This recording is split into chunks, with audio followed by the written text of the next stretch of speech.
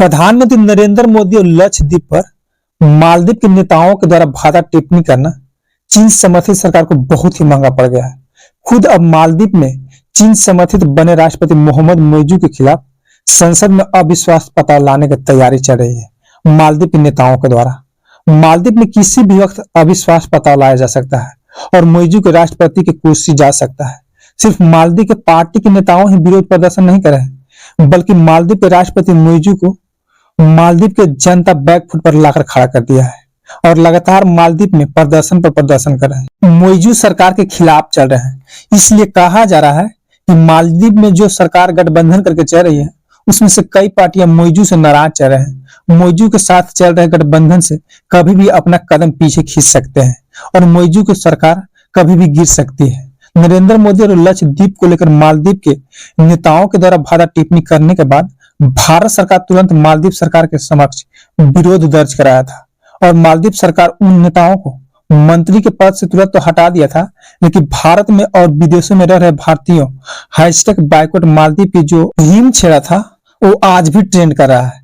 Hashtag boycott Maldives रुकने का नाम ही नहीं ले रहा है। मालदीव के राष्ट्रपति भले चीन दौरे पर हैं, लेकिन जो भारतीयों ने घाव दिए हैं वो चीन में जाकर भी भारतीयों के द्वारा दिए गए घाव के दर्द से उभर नहीं पा रहे हैं।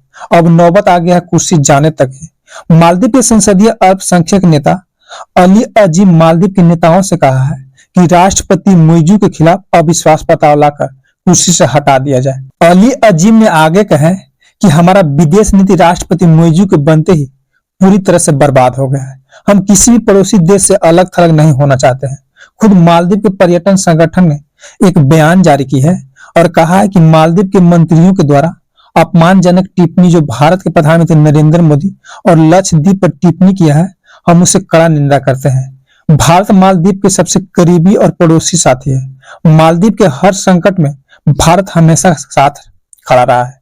हम भारत सरकार और भारत के लोगों के साथ बनाए गए करीबी रिश्ते के लिए शुक्रगुजार हूँ। मालदीव के पर्यटन उद्योग में भी भारत सतत और अहम योगदान देने वाला देश रहा है। मैं आपको बता दूं कि पिछले कई सालों से मालदीव में भारतीय पर्यटकों की संख्या काफी बढ़ा है।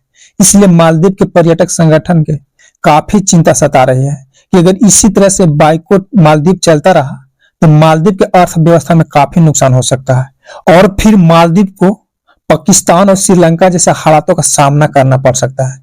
इसलिए मालदीव के काफी डर सता रहा है अपने अर्थव्यवस्था को लेकर, अपने बिगड़े हुए रिश्तों को लेकर। मालदीव जल्द से जल्द अपना हालात ठीक करने में लगा हुआ है।